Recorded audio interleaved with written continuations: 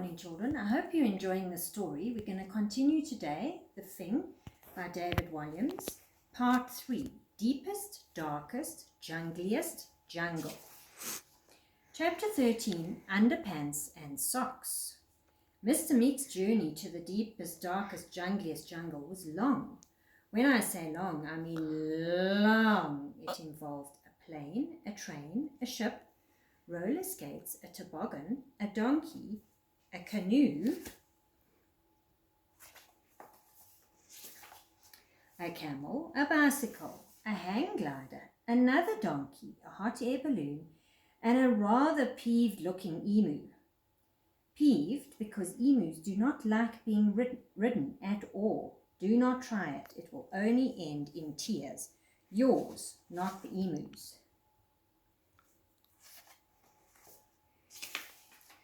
After a month, he really should have packed more underpants and socks, as they were now only being changed weekly. Father looked his state.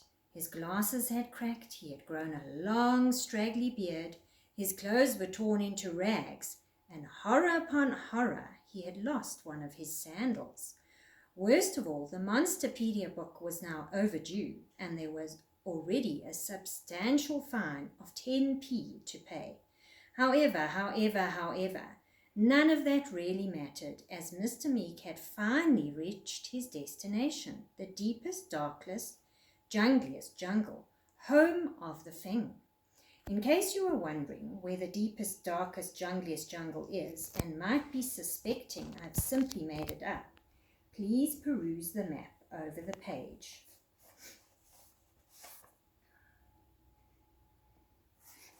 His sandal was devoured by an emu. There's the map.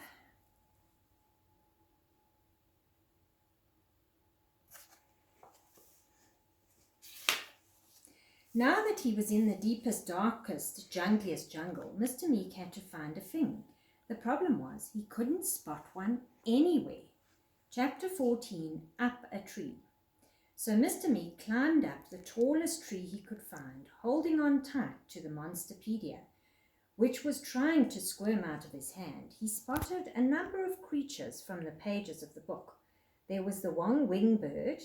It is a one-winged or uni-winged bird, which is unsurprisingly flightless. It leaps confidently off branches of trees before plummeting to the ground. Splat, splat, splat.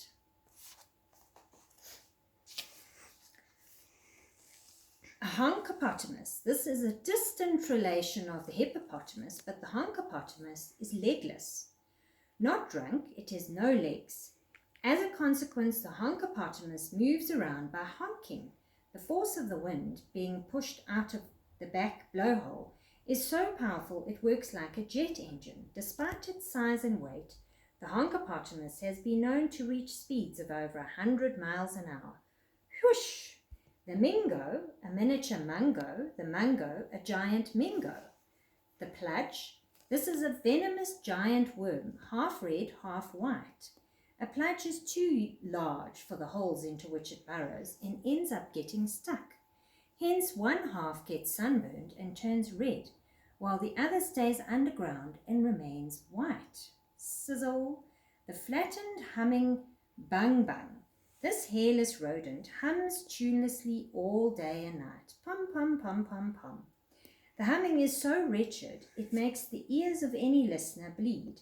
As a result, the bung bung often finds itself being sat on by bigger creatures, desperate to make it stop. Squish.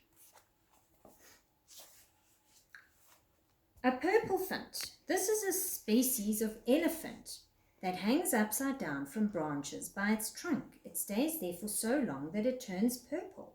If you're walking under one when it turns purple, beware. That means it's going to drop to the ground and flatten you in a second. Doof! A lude, not to be confused with a lude. A lude is a lime green lizard, so terrifying looking that it is scared of itself. If it sees its own reflection in the water, it desperately swims away, sometimes for hundreds of miles. A lude, not to be confused with a lude. This is a hairless, white ape, which is so embarrassed about being naked that it crosses its legs and hops around everywhere. Skip, hop. Also known as the nude lude, or the hopping lude, or the nude hopping lude. One was once spotted shoplifting dresses from a women's wear boutique, causing the old deer behind the counter to faint. Doink.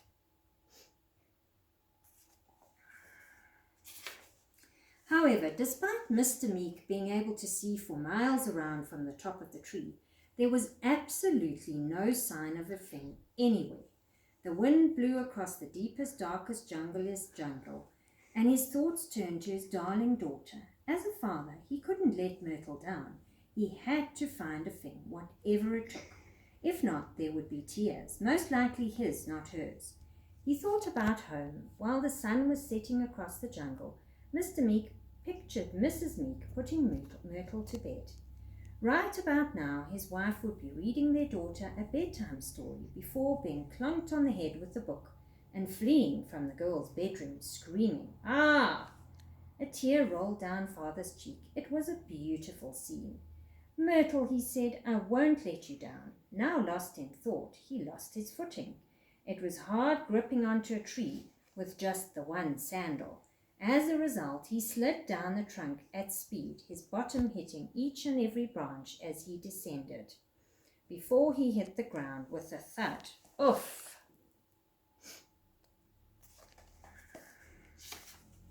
Suddenly, Mr. Meek remembered he had lost his hold on the book. "The Monsterpedia!" he exclaimed. Right on cue, the mighty tomb whacked him on the head. Clonk! It knocked him cold. Okay, we'll stop there for today.